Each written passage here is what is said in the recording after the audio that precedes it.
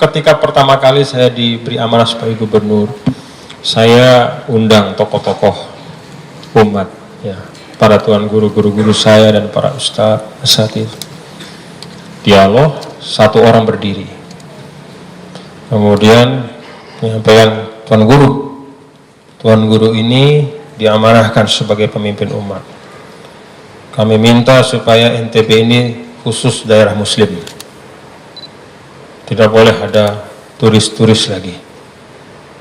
Karena mereka itu datang merusak kita. Datang dengan adat istiadat, kemudian mereka menularkan cara-cara dan budaya yang tidak baik. Minum-minuman keras segala macam. Tanggung jawab Tuan Guru, tutup NTB hanya untuk muslim. Enak kita beribadah. Itu aspirasi. Apa yang saya katakan, Bapak Ibu Saudara sekalian? Islam yang kalau dalam tataran pengamalan di dunia yang paling valid adalah apa yang dicontohkan oleh Rasul Shallallahu Alaihi Wasallam dan kemudian peradaban Islam yang panjang. Apakah Rasul Shallallahu Alaihi Wasallam seperti itu? Bapak Kiai Haji Fathullah Ahmad Fathullah Lutfi tahu. Dari khazanah hadis yang kita baca, tidak seperti itu. Bahkan dulu Rasulullah SAW ketika hijrah ke Madinah, itu pernah meminta seorang sahabat beliau namanya Huzaifah untuk menghitung penduduk Madinah. Itu kalau tidak salah di Sahih Bukhari kalau tidak salah. Tolong diluruskan Ustaz.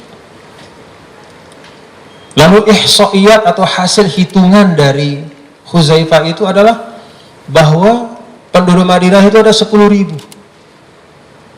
Dari 10.000 penduduk Madinah itu 1.500-nya muslim. 4.000 itu Yahudi. Dan 4.500 itu adalah orang Arab musyrik. Mayoritas atau minoritas? Minoritas. Tapi yang minoritas ini dipercaya oleh semua karena integritasnya, karena praktik politiknya yang baik, karena track record Rasul Shallallahu Alaihi Wasallam dari Mekah itu sudah dari mulut ke mulut diketahui oleh orang Madinah, kejujurannya, komitmennya, menjaga amanah dengan baik, tidak pernah menzolimi siapapun. Maka yang 1.500 inilah yang kemudian dipercaya untuk memimpin Madinah itu. Rasulullah SAW dan sahabatnya bukan yang terbanyak. Kalau pakai persentase 15% di Madinah awal. 15% banyak nggak? Ada 85% yang non-muslim. Tapi Rasulullah SAW bisa menjadi pemimpin di situ. Kenapa? Karena diketahui kebaikannya.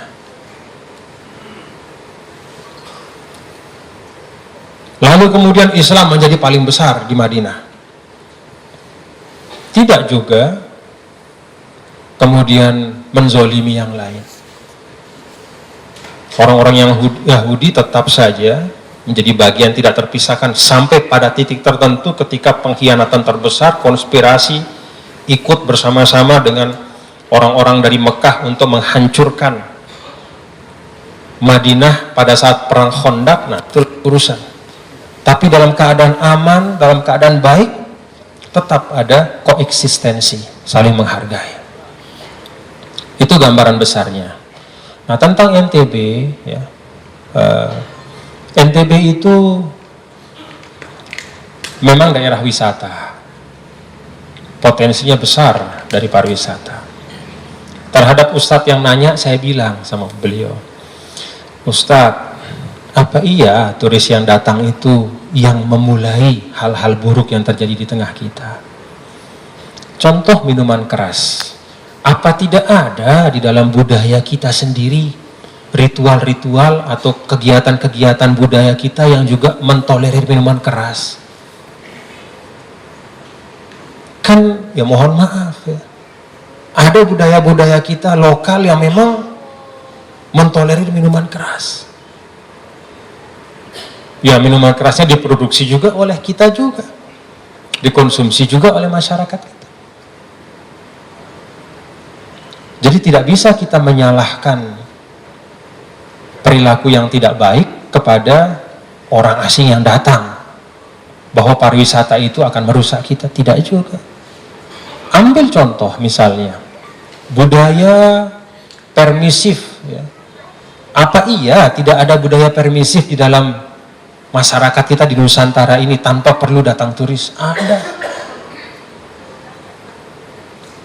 Ada budaya-budaya itu. Artinya apa? Bahwa orang datang kepada kita belum tentu membawa yang tidak baik lebih baik daripada yang baik. Bahkan mari kita balik, kalau kita bicara dalam konsep misalnya wal takum minkum ummatun, ya, min di situ bukan tab'id tapi lil bayan. Artinya semua orang beriman itu punya kewajiban dakwah. Maka kenapa kita tidak bisa menjadikan bahwa kedatangan siapapun ke Indonesia, ke masyarakat Islam, jadikan sebagai lahan dakwah? Bagaimana caranya? Mari kita tunjukkan Islam yang berperadaban. Bagaimana bisa menjadi lahan dakwah kalau at-tahuru syatrul iman itu tidak bisa kita amalkan dalam kehidupan sosial? Kebersihan tidak bisa kita amalkan dalam keseharian di lingkungan kita. Jadi bagi saya tidak perlu terlalu khawatir ya. Semua hal pasti ada sisi baik dan sisi buruk. Mari apa-apa yang ada itu kita jadikan sebagai peluang untuk menghadirkan kemaslahatan, dan juga sekaligus pada saat yang sama juga bisa menjadi lahan dakwah kita. Tidak sedikit orang yang ke NTB yang bule-bule itu kemudian masuk Islam, itu tidak sedikit. Ada yang masuk Islam karena menikah, ada juga karena hidayah, dan itu banyak. Kalau saya keliling subuh di Mataram itu, saya sering berjumpa di masjid-masjid bule.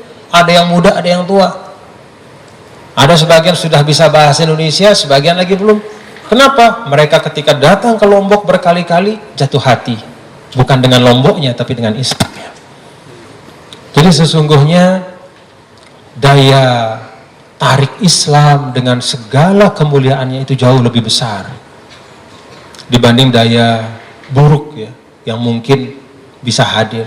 Dengan satu syarat, bahwa kita sebagai umat Islam ya bisa menjadi contoh yang baik. Mandalika berkembang, suka tidak suka potensinya besar sekali berkembang.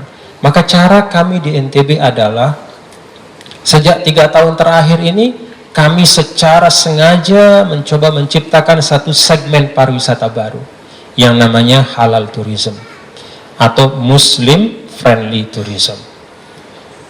Kenapa perlu kami ciptakan?